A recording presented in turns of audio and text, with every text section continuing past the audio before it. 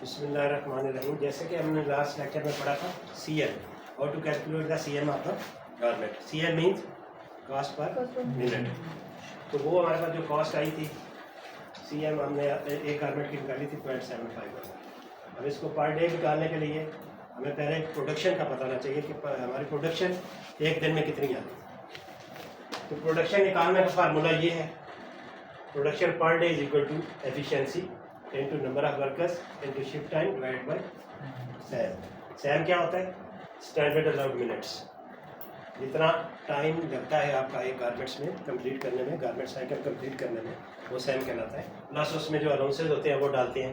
BMV होता है basic minute value, कि एक प्रोडक्शन साइकिल या एक operation cycle from start to end complete करने में कितना टाइम लगता है, वो PM होता है। उस पर फिर बंडल अलाउंस डलता है 10%, मशीन अलाउंस डलता है और पर्सनल फटीग 10%। ये टोटल 30% BMV पे डाल के हम ये एक सैम निकाल लेते हैं गारमेंट। उस सैम की वैल्यू फिर हम इसमें पुट करते हैं।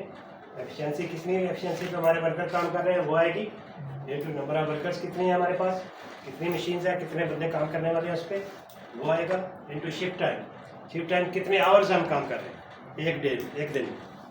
जैसे 8 आवर्स करते हैं तो उसको मिनट्स में वैल्यू लेंगे, 8 मल्टीप्लाई बाई 60। एक आवर में कितने मिनट होते हैं? 60 मल्टीप्लाई बाई 8 वो बनेगा 480।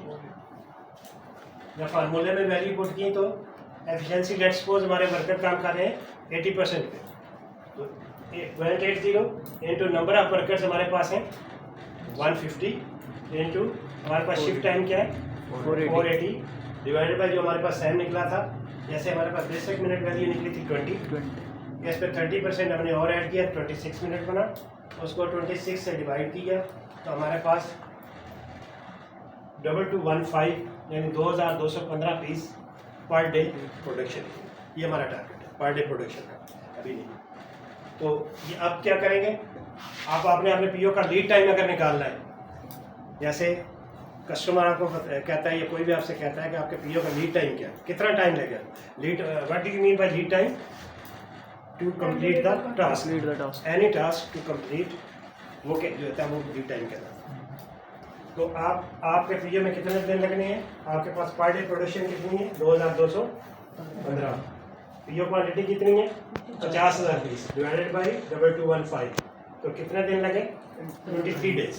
23 डेज आपके स्विंग में लगेंगे सिर्फ। ये आपकी कैलकुलेशन स्विंग की हो रही है। इस पर आपने बाकी चीज़ें भी ऐड करनी है। आपका यार्न आने का टाइम कितना लगेगा, उसका लीड टाइम क्या है, उसके बाद आपकी डाइंग प्रोसेसिंग कंप्लीट करने का टाइम क्या है वो ऐड होगा, कटिंग कितने दिनों में होगी वो ऐड होगा। उसके बाद फिर आपके ये 23 डेज उस प्रोसेस में ऐड हो जाएंगे। फिर उसमें पैकिंग वगैरह और फिनिशिंग का सारा प्रोसेस आ जाएगा, वो दिन ऐड होंगे। तो वो आपके पास एक जो है ना वो अराउंड अबाउट 60 डेज के करीब आपकी एक लीड टाइम निकल आएगा, जो कि आप कस्टमर को देंगे, बताएंगे। फिर कस्टमर अपनी शिप डेट उसी के मुताबिक आपको देगा। जब वो देगा तो फिर you have to follow it strictly.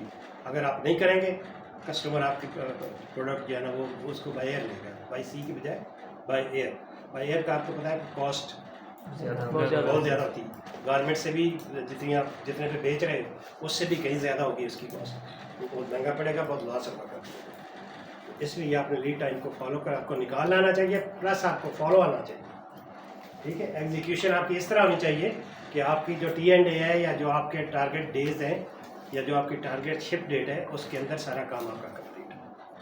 That's all, thank you.